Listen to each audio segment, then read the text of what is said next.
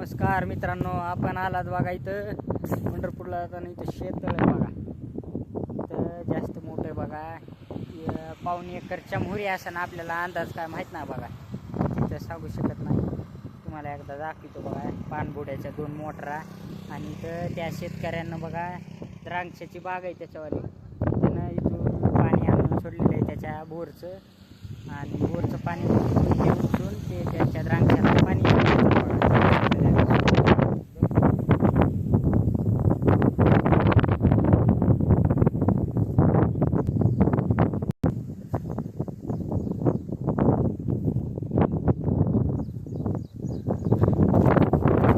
होऊ शकतात. मित्रांनो, किती मोठं आहे बघा शेततळं. त्या शेततळ्यातून द्राक्षाला पाणी जात आहे बघा.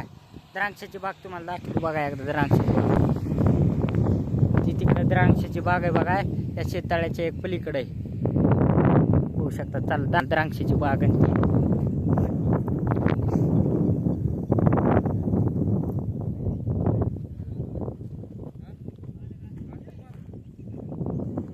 हो काय, इथं ह्या सोलारद्वारे बोरचा उपसा केला जाते आणि ह्या शेततळ्यामध्ये पाणी टाकले जाते. इथून ते उपसून द्राक्षाला जाते बघा. इकडे एक डाळिंबाची शेती त्याच मालकाची बघा, होऊ शकतात.